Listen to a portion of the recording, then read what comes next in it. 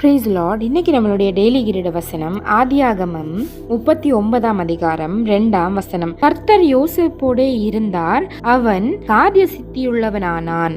இங்க பாத்தீங்கன்னா கர்த்தர் யோசேப்போடே இருந்தாரா, அவன் காரிய சித்தி உள்ளவனானானா. அப்ப பாத்துக்கோங்க, நம்ம கூடயும் கர்த்தர் இருந்தா கண்டிப்பா நம்மளும் என்ன ஆகும், காரிய சித்தி உள்ளவனா இருப்போம். காரிய சித்தி அப்படின்னா என்ன? கண்டிப்பா நம்ம செய்கிற எல்லா காரியங்களும் என்ன ஆகும்னா வாய்க்கும். அப்போ நம்முடைய வாழ்க்கையில நம்ம முன்னேறதற்காக எத்தனையோ காரியங்கள் செஞ்சிருக்கலாம், இல்லைன்னா நம்முடைய வாழ்க்கையில ஒரு ஆசீர்வாதத்தை பெற்றுக்கொள்வதற்காக எத்தனையோ வழிகளை நம்ம கையாண்டிருக்கலாம். ஆனாலும் கர்த்தர் சொல்றாரு, கர்த்தர் நம்ம கூட இருந்தா கண்டிப்பா நமக்கும் நம்ம செய்யக்கூடிய காரியங்கள் தியாகம், இல்லைன்னா நம்ம செய்யக்கூடிய காரியங்கள் கண்டிப்பா நிறைவேறும். யோசிச்சு பாருங்க, எத்தனையோ பேருக்கு குழந்தை இல்லையே ஆண்டவரே அப்படின்னு எத்தனையோ பேர்கிட்ட அங்கலாய்ச்சிருக்கிறோம், கடவுள்கிட்ட போராடி இருக்கிறோம். ஆண்டவரே எங்களுக்கு குழந்தைய கொடுங்கன்னு நம்ம கேட்டிருக்கிறோம். ஆனாலும் நம்ம கர்த்தரோடு கூட இருந்தவான்னு கேட்டா அது ஒரு கேள்விக்குறியாதான் இருக்கு. நம்ம கர்த்தருடைய பிள்ளைகள் தான், ஆனாலும் எத்தனையோ பலவீனங்கள், எத்தனையோ நம்ம கிட்ட இருந்து விட முடியாத காரியங்கள் நம்ம கிட்ட இருக்கு. அதனால இந்த நாள்ல நம்ம ஆண்டவர்கிட்ட கேட்போம், ஆண்டவரே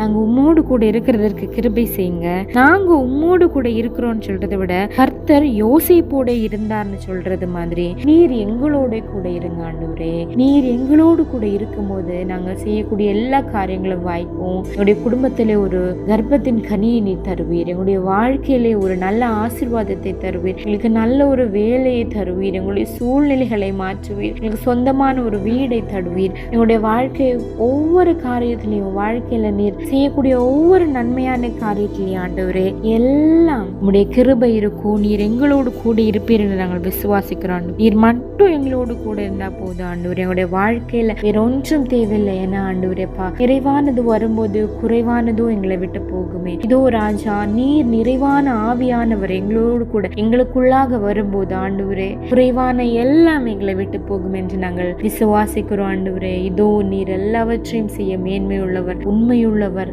கர்த்தாவே நீதியுள்ளவர் ஆண்டவரே. இதோ எங்களுடைய வாழ்க்கையில எங்களோடு கூட இரும் ஆண்டவரே. நீர் கூடவே இருந்தால் மட்டும் போதும் ஆண்டவரே. இந்த நாள்ல ஜெபிக்கிறோம் ஆண்டவரே. உடைய தேவைகள் சந்திக்கப்பட்டாலும் சந்திக்கப்படவில்லை என்றாலும் ஆண்டவரே, எங்களோட வாழ்க்கையில நன்மைகள் நடந்தாலும் நடக்காவிட்டாலும் கர்த்தாவே, என்னுடைய வாழ்க்கையில் ஒரு குழந்தை வந்தாலும் வராவிட்டாலும் கர்த்தாவே, என்னுடைய சரீரத்திலே பலவீனங்கள் உண்டானாலும் உண்டாகவில்லை என்றாலும் கர்த்தாவே உமக்கு ஸ்தோத்திரம். நீர் எங்களோடு கூட இரும் ஆண்டவரே. நீர் எங்களோடு கூட இருக்கும்போது என்னுடைய வாழ்க்கையிலே காரிய சித்தி உண்டாகும் என்று நாங்கள் விசுவாசிக்கிறோம் ஆண்டவரே. இது உம்முடைய வசனம் சொன்னது போல எங்களோடு கூட இருப்பீர் என்று நாங்கள் விசுவாசிக்கிறோம். எங்களுக்கு காரிய சித்தி நடக்கும் என்று நாங்கள் விசுவாசிக்கிறோம் ஆண்டவரே. எங்களை முழுமையாய் சமர்ப்பிக்கிறோம் ஆண்டவரே.